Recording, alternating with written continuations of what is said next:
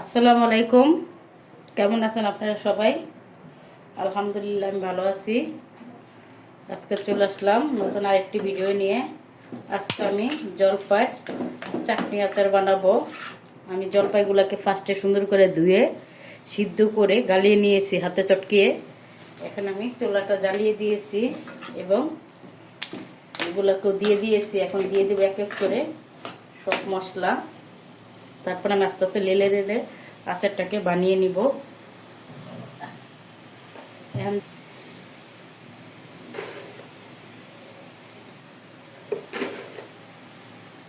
দিয়ে দিলাম ফার্স্টে চিনি,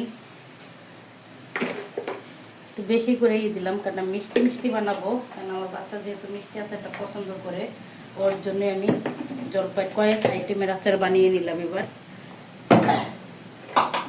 যেহেতু পছন্দ করে খায় আচারগুলোকে, তাই আমি আর আগ্রহ করে বানাইলাম। আর সাথে আপনাদের রেসিপিটাও।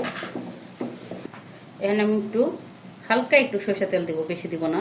আমি এবার যে কটা আইটেম দিয়েছি সবই আচারে, তেল ছাড়া আচারের আইটেম দিয়েছি।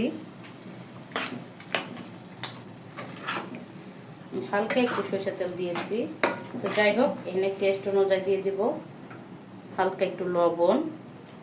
এর সাথে একটু আমি বিট লবণও ব্যবহার করবো, যেহেতু বিট লবণটা আমার ঘরে আছে। তাই আপনাদের না থাকলে অপশনাল, সমস্যা নেই। এখানে আমি হাফ চামচের মতো বিট লবণ দিয়ে দিলাম। এখন আমি লো হিটে আস্তে আস্তে একটু জাল করে নিব। আস্তে আস্তে আবার চিনিটা শুকিয়ে যাবে, চিনি পানিটা।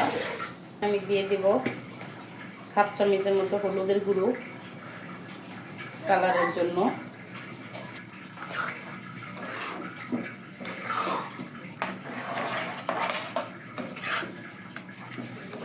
যেখানে সর্ষেটা ব্যবহার করব না, সর্ষে ছাড়াই এই চাটনিটা বানাবো।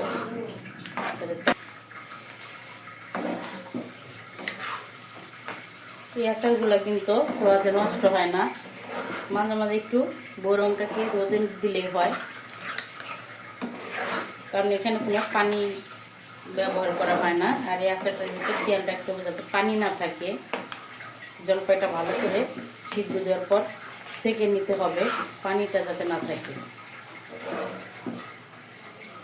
আচারটা অ্যাকচুয়ালি নষ্ট হয় পানি থাকলেই, পানি না থাকলে আচারে কোনো ফাঁকুন্দা পড়ে না।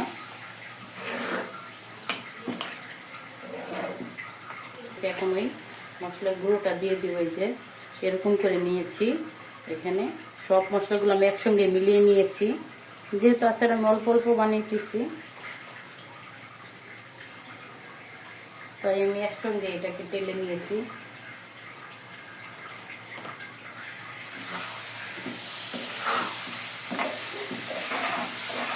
মশলাটা দিয়ে দিলাম।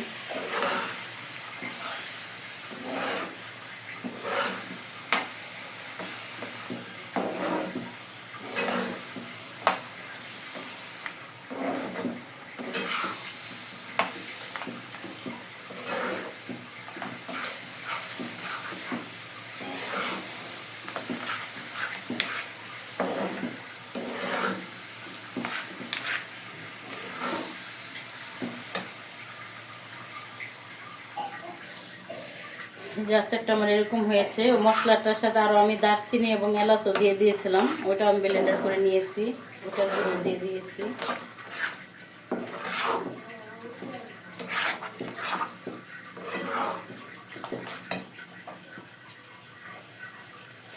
আমি দিয়ে দিব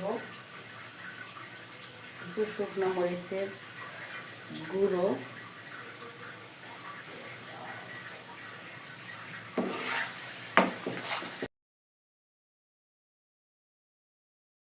আচারটা আমি এখন নামিয়ে নিব। আমার আচারটি সম্পূর্ণ হয়ে গিয়েছে।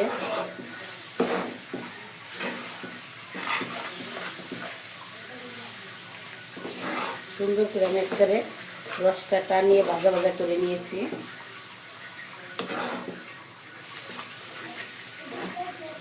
আচারটা আমি বেড়ে দেখাইতেছি